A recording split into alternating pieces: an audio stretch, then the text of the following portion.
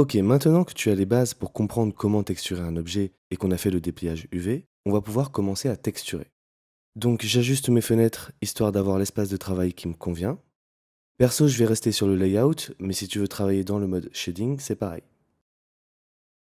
Ensuite, au niveau de mon 3D viewport, je passe en mode de vue rendu. Comme on a supprimé la lampe, on ne voit pas notre objet, il faut que j'en ajoute une. Donc Shift A, Light, et je choisis un point. Cette lumière, je la monte légèrement sur Z et je la décale légèrement vers la droite. Parfait. Par contre, la lumière est beaucoup trop forte, donc on va réduire sa puissance à 0,5 watts. Ensuite, ce que je vais faire, c'est que je vais désactiver le Scene World, ce qui va me permettre d'utiliser l'éclairage de ma map HDRI, comme on peut avoir en mode Material Preview. Et là, c'est nickel, parce qu'on a notre map qui éclaire sur tous les angles notre croissant, et on a la lumière ici qui crée des ombres très intéressantes. Dans la prochaine vidéo, je prendrai le temps de t'expliquer les lumières, mais pour l'instant, focalisons-nous juste sur la texture. Pour y voir plus clair et n'avoir que mon croissant, je masque mes outils à gauche en cliquant sur T et je désactive les options de gizmo et d'overlay. Alors, juste une chose, en ayant désactivé l'option d'overlay, tu ne vois plus si ton croissant est désélectionné ou pas. Et si tu as sélectionné malencontreusement ta lumière, tu ne pourras plus accéder à ton matériau. Donc si c'est le cas, juste clique à nouveau sur ton objet. Ok, l'image texture de bois, j'en ai pas besoin, donc je la supprime. Parfait. La première chose à faire est de renommer ta texture. C'est mieux pour l'organisation. Ensuite, je clique sur cette icône pour sauvegarder ma texture dans mon fichier Blender. Si tu cliques pas dessus et que tu désactives pour X ou Y raison ta texture, lorsque tu fermeras ton fichier et que tu la réouvriras, la texture n'existera plus. Alors que si tu as cliqué sur l'icône, tu pourras toujours venir la charger ici. Donc c'est un peu dommage de perdre tout un travail de texture. Parfait, donc là on est prêt à texturer notre croissant. Techniquement, créer un matériau de croissant, c'est pas compliqué. Il nous suffit juste de changer la couleur du base color.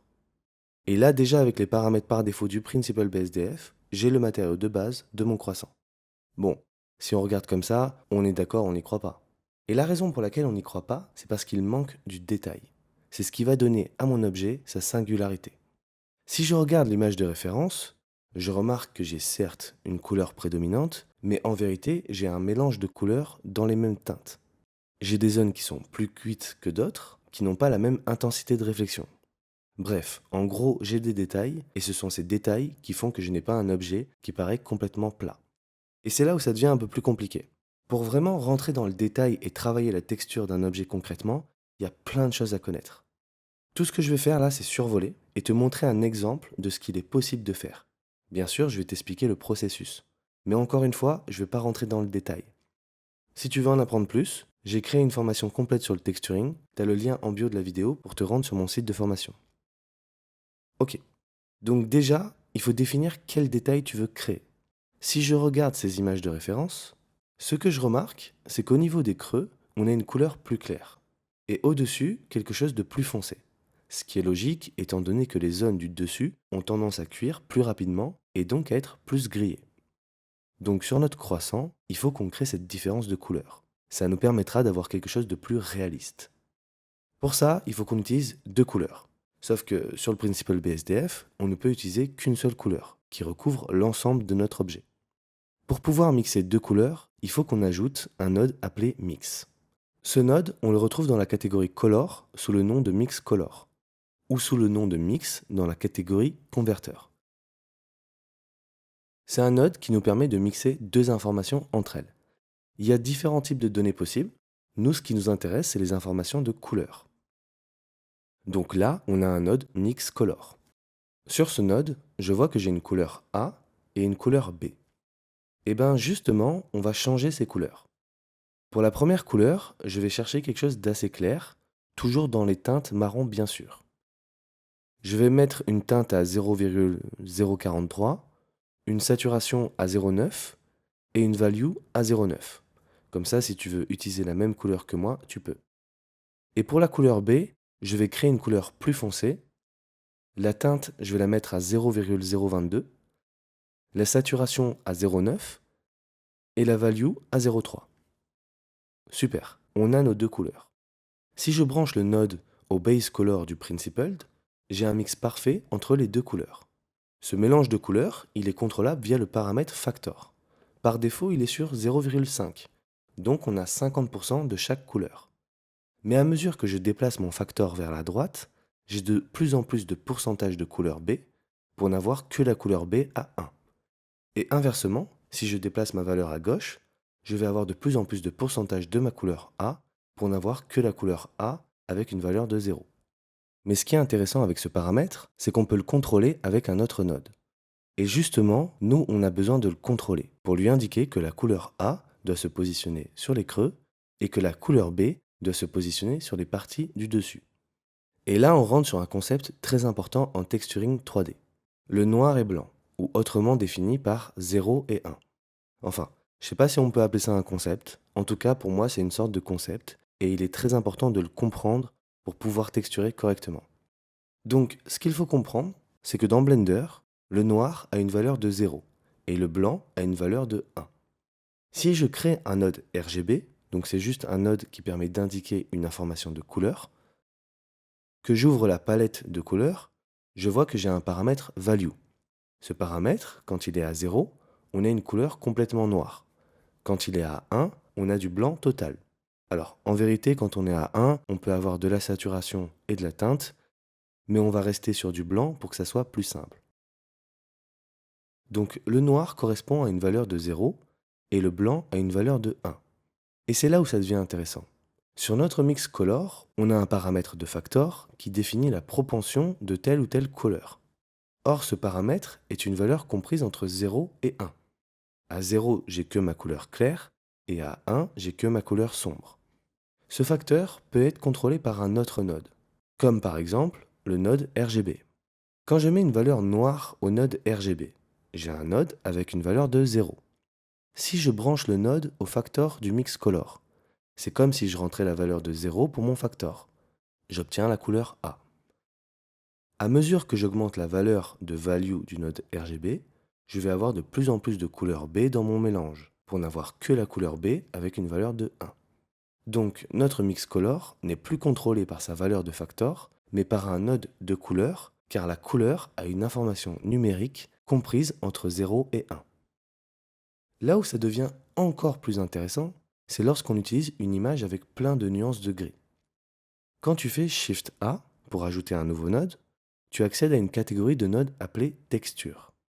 Dans cette rubrique, on retrouve des textures, notamment une texture qu'on a déjà vue, le Musgrave Texture. Le Musgrave Texture, souviens-toi, on l'a utilisé lorsqu'on a fait du sculpting et on a vu que c'était juste une image avec des informations de noir et blanc. Cette texture, si je la branche à la sortie, j'ai mon croissant qui est recouvert d'informations noir et blanc. Donc, tu l'auras compris, cette texture va nous permettre de contrôler la répartition des couleurs de notre mix color. Si je branche le Musgrave Texture au factor, j'ai un résultat très intéressant. J'ai une répartition de mes couleurs qui se fait par rapport au résultat que crée le Musgrave Texture. Ensuite, en modifiant les paramètres de mon Musgrave Texture, je vais pouvoir créer le résultat que je veux. Par exemple, la valeur de scale modifie la taille de mes zones noires et blancs, ce qui va impacter la répartition de mes couleurs sur le mix color. Voilà, une fois que tu as compris ça, tu as compris la plus grosse partie du texturing. Ok, du coup, nous on a besoin d'un node qui nous crée des zones noires au niveau des creux et des zones blanches sur le reste de notre croissant. Donc on peut supprimer le musgrave, il ne va pas nous servir. Pour créer ce qu'on recherche, il existe justement une méthode parfaitement adaptée, l'ambient occlusion. Par défaut sur Blender, on n'a pas d'ambient occlusion. Mais on peut activer l'option et obtenir cet effet beaucoup plus naturel que lorsque deux objets sont en contact, la lumière est capturée et crée une ombre. C'est quelque chose qu'on retrouve également lorsqu'un objet a des creux ou des fentes. Dans le cas de notre croissant, on a justement des creux bien définis. Donc si on active l'option et qu'on la transforme en node, on va obtenir l'effet qu'on recherche. Justement, sur Blender, il existe un node appelé Ambient Occlusion. Si je connecte le node, il ne se passe rien.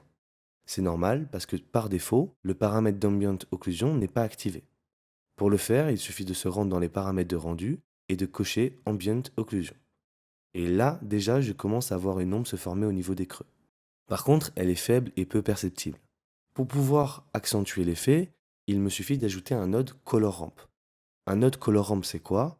En gros, c'est un node sur lequel tu as deux couleurs, une couleur noire et une couleur blanche. Et entre ces deux couleurs, on a un dégradé.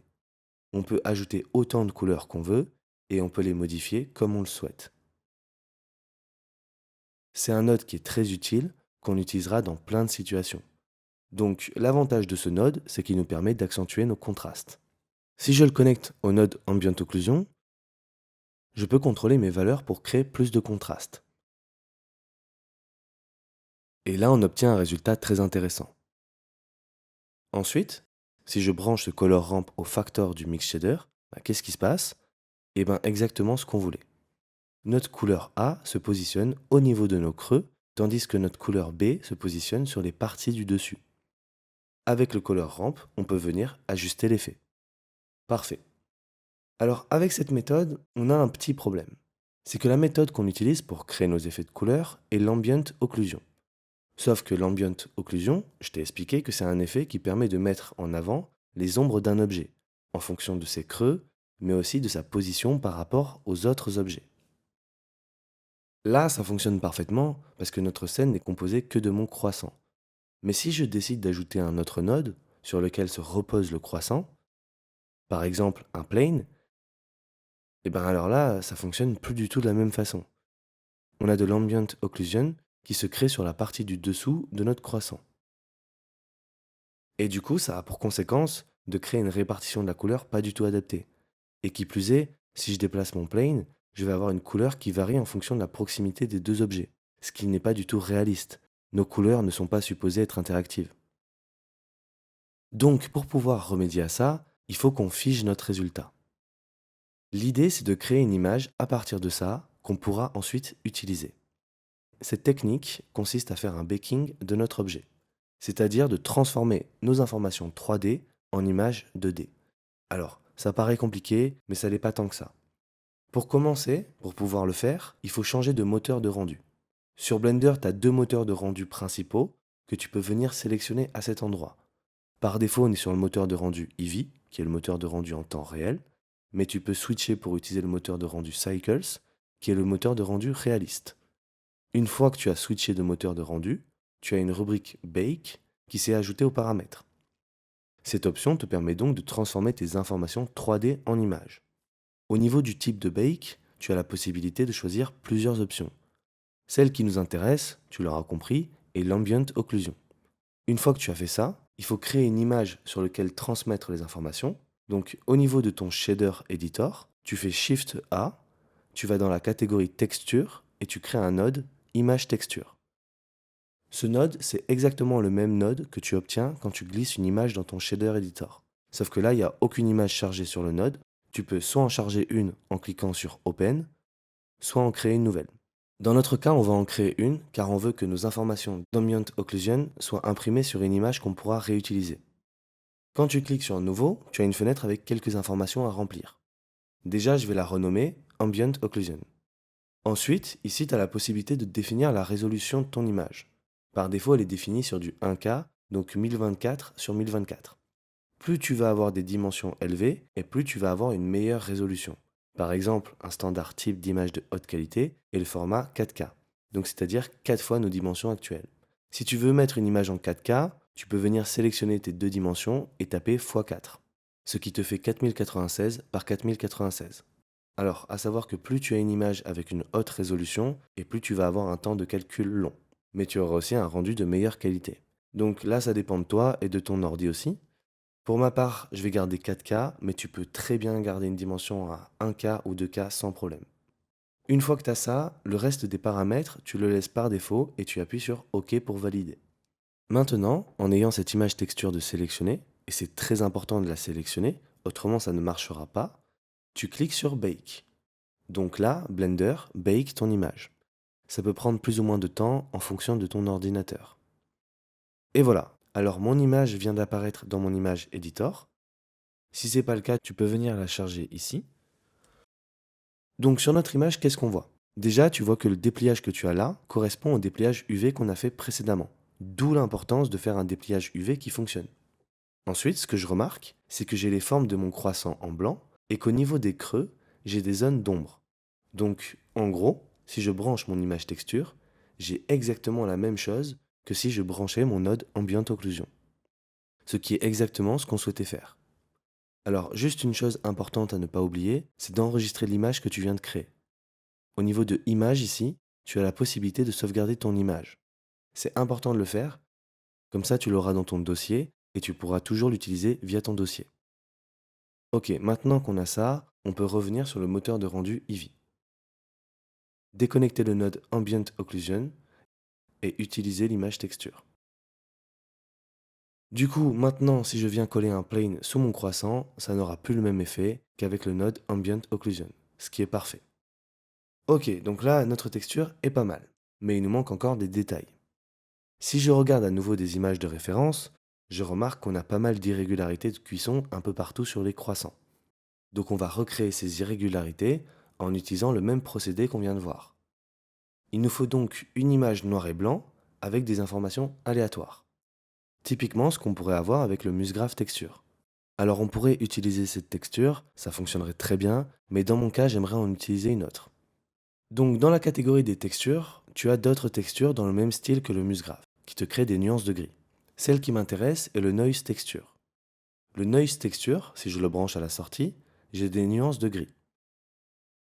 Pour ajouter plus de contraste, je peux ajouter un Color Ramp et jouer avec les valeurs de noir et de blanc. Ok, c'est mieux. Quand tu ajoutes une texture, il faut indiquer à Blender comment la générer sur ton objet.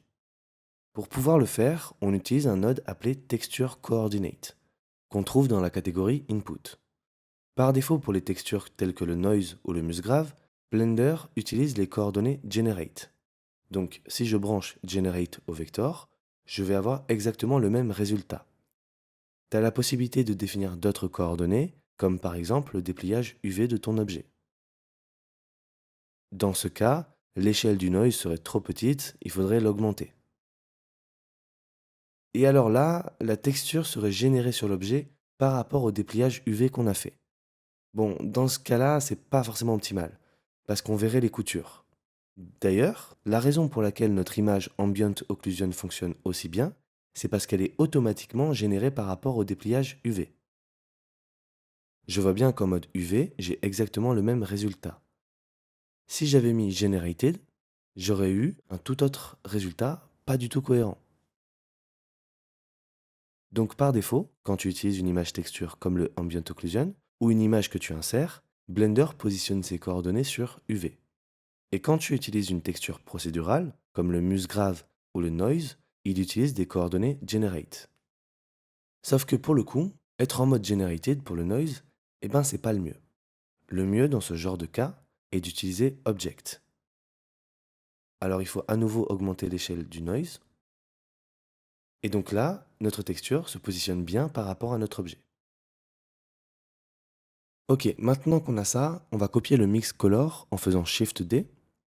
Sur ce mix color, je vais modifier les couleurs pour avoir d'autres nuances de couleurs.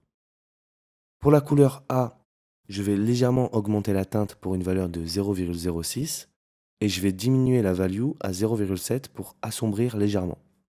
Et pour la couleur B, je vais mettre une saturation à 1. La teinte, je vais la mettre à 0,007, histoire d'avoir quelque chose de plus rougeâtre. Et je vais légèrement augmenter la value à 0,35. Ok, si je branche le color ramp au factor, j'ai un résultat intéressant où j'ai des zones de cuisson positionnées aléatoirement par rapport à mon noise texture. Par contre, avoir une valeur de noir sur mon color ramp, c'est pas très logique, vu que la couleur de noir correspond à la couleur claire. Nous, on veut des zones qui sont un peu plus cuites. Donc je vais augmenter ma valeur de noir à 0,2 pour n'avoir que des valeurs comprises entre 0,2 et 1. Je vais ajuster à nouveau mes curseurs. Le noir, je vais le mettre à 0,25 et le blanc à 0,5. Comme ça, si tu veux mettre les mêmes valeurs que moi, tu peux. Parfait. Maintenant, j'aimerais utiliser ce deuxième mix color sur mon principal BSDF. Sauf qu'on n'a qu'un seul paramètre de base color. Donc pour pouvoir l'utiliser, il va falloir mixer les deux mix color ensemble. Et pour pouvoir le faire, on va à nouveau utiliser un mix color. Donc je duplique le node, je connecte le premier mix color sur la couleur du haut et le second sur la couleur du bas. Super. Alors, si je connecte ce nouveau mix color à la sortie, qu'est-ce que j'ai? Ça fonctionne plutôt bien. Sauf que j'ai un mix entre les deux informations. Si j'augmente la valeur de factor, je ne vais avoir que les informations du bas et inversement. Donc à 0,5, on obtient un mélange entre les deux. Nous, c'est pas ce qu'on veut. On veut que les informations se superposent l'une sur l'autre. Pour ça, il faut qu'on change le paramètre mix. Ici, tu as plusieurs options. Ces options correspondent à des modes de fusion qu'on retrouve sur les logiciels de retouche photo. Dans notre cas, on va utiliser l'overlay pour que les valeurs se superposent. Et je mets une valeur de 1 pour utiliser toutes les informations du deuxième mix color. Alors, le problème, c'est que ça teinte notre croissant avec une couleur rougeâtre. Pour corriger ça, on va ajouter un node Hue Saturation que je connecte après le mix color. Comme ça, je peux contrôler la teinte et la saturation. Du coup, la teinte, on a quelque chose de trop rougeâtre, donc je vais l'augmenter très légèrement. Une valeur de 0,52, c'est bien. Ensuite, je vais très légèrement baisser la saturation, à 0,98. Et je diminue aussi la valeur pour avoir quelque chose de moins lumineux, autour des 0,8. Parfait. Maintenant, si je branche le tout au base color et que je branche le principal BSDF, je commence à avoir quelque chose de pas mal du tout. En plus, ce qu'il y a de bien avec ce node Hue Saturation, c'est que je pourrais très rapidement contrôler mes valeurs si je veux revenir dessus. Ok. Maintenant, ce qu'il nous reste à faire, c'est d'apporter les petits détails qui nous manquent. Si on regarde de près un croissant, on remarque qu'on a plein de petites irrégularités. Et d'ailleurs, on remarque aussi que certaines zones du croissant sont plus brillantes que d'autres. Donc, on va créer ça. Pour pouvoir créer des zones plus brillantes que d'autres, il faut qu'on joue sur la valeur de roughness. La valeur de roughness, c'est ce qui te permet de définir la rugosité de ton objet. Sur le Principal BSDF, tu as un paramètre qui s'appelle roughness. Si je diminue sa valeur à 0, je vais avoir quelque chose de très lisse, qui réfléchit symétriquement la lumière. En d'autres termes, une surface très réfléchissante. Si à l'inverse, j'augmente la valeur de roughness, je vais obtenir quelque chose de très rugueux, mes réflexions spéculaires seront beaucoup moins visibles. Avoir une valeur plutôt basse, c'est plutôt logique, dans la mesure où un croissant est assez réfléchissant dû au beurre et au sucre que tu as dessus. Sauf qu'avoir la même valeur de roughness partout, c'est pas vraiment réaliste. Donc, il faut qu'on modifie ça. La valeur de roughness est une valeur comprise entre 0 et 1. À 0, on a une surface très lisse et à 1, une surface très rugueuse. Donc si j'utilise une image noir et blanc pour pouvoir contrôler ce paramètre, je vais avoir des zones qui seront rugueuses et d'autres non. Si je prends le color ramp qui sert de contraste à mon noise texture, j'ai des informations de noir et blanc. Maintenant, si je connecte le color ramp à ma valeur de roughness, j'obtiens des zones plus réfléchissantes à certains endroits qu'à d'autres. C'est beaucoup mieux. Bon, par contre, ça nous crée des zones rugueuses un peu trop grosses. Pour le coup, c'est toujours pas réaliste d'avoir une répartition de notre rugosité comme ça. Donc ce qu'on va faire, c'est qu'on va ajouter un noise texture. Pour ça, on duplique le noise texture en faisant Shift D, sauf que cette fois-ci, on reste appuyé sur CTRL en même temps, ce qui nous permet de garder le noise texture connecté au texture coordinate en mode object. Ce noise, je vais considérablement augmenter sa valeur de scale. Une valeur de 300 me paraît plutôt pas mal. Comme ça, on a plein de petites zones noires et blancs. Parfait. Ensuite, j'ajoute un mix color pour mixer les deux noise textures ensemble. Alors je branche le color ramp du premier noise pour garder les contrastes et je branche le deuxième. Dans ce cas-là aussi, on ne veut pas utiliser le mode mix par défaut, car on perdrait l'information. Cette fois-ci, on va utiliser le mode multiply. Avec une valeur de 1 au factor, on utilise nos deux noises parfaitement. Ça fonctionne, par contre, on a un petit problème. Ici, on a des nuances de gris qui sont plus ou moins comprises entre 0 et 1. Or, on a vu que la valeur de roughness, avec une valeur de 0, crée une surface très réfléchissante, et à l'inverse, avec une valeur de 1, une surface très rugueuse. Sauf qu'avoir quelque chose de très lisse ou très rugueux, c'est pas très logique pour un croissant. Donc ce qu'on va faire, c'est qu'on va utiliser un color ramp pour contrôler ces valeurs. Pour la valeur de noir, je vais mettre une valeur de 0,4, et pour la valeur de blanc, une valeur de 0,7. Et je vais décaler la valeur de blanc et la mettre à une position de 0,55. Et voilà, comme ça c'est beaucoup mieux. La dernière chose qu'il nous reste à faire est de créer des irrégularités qui vont donner l'impression que la surface n'est pas lisse. Pour ça, on va utiliser un bump node. Le bump node, c'est quoi? C'est un node qui nous permet de simuler des aspérités sur une surface. Prenons l'exemple de ce plane. On est d'accord? C'est une surface plate. Ok, maintenant, imaginons que j'utilise un bump node. J'ai toujours une surface plate, sauf qu'au niveau de mon matériau, j'ai l'impression d'avoir du relief. Pareil si j'appliquais ce matériau à une Suzanne. J'aurais l'impression d'avoir du relief, des aspérités à la surface, alors qu'en vérité, la surface est toute lisse. Donc, nous, sur notre croissant, on va créer cet effet de bump, ce qui va nous permettre de donner l'illusion que notre objet possède du relief. Pour ajouter un node bump, il te suffit d'aller dans la rubrique Vector et de choisir Bump. Sur ce node, la sortie s'appelle Normal. Elle se branche au paramètre normal de ton Principal BSDF. En l'état, rien ne se passe, car pour pouvoir utiliser ton node Bump, il faut lui transmettre des informations pour qu'il sache où créer les effets de relief. Pour ça, on utilise principalement des nodes de texture. En l'occurrence, les noise textures qu'on a utilisées pour créer nos effets de couleur et de roughness sont parfaitement adaptés. Ça va permettre d'ajouter de la cohérence dans ce qu'on a fait. Mais en soi, tu peux brancher n'importe quelle node de texture au paramètre height du bump node. Dans notre cas, je vais utiliser les deux nodes de texture, donc c'est le mix color qui mélange nos deux textures que je vais connecter. Ok, alors là on a un résultat pas terrible du tout, et ça c'est dû au paramètre par défaut du bump node. Ici la valeur de distance est setup sur 1, or cette valeur définit la taille maximale des bosses que tu crées avec ton effet de bump. Par défaut, la valeur de 1 sur Blender correspond à 1 mètre, donc nos bosses font 1 mètre, ce qui est beaucoup trop grand. Et c'est la raison pour laquelle on a un effet trop marqué. Étant donné qu'on a un objet qui fait environ 10 cm, on devrait avoir une distance à 0,0001, histoire que ça fasse 1 mm. Voilà, là c'est beaucoup mieux. Après, tu peux jouer sur ta valeur de strength si tu veux pour ajuster la valeur. Perso, je vais la laisser à 1. Voilà, là on vient de terminer la texture de notre objet.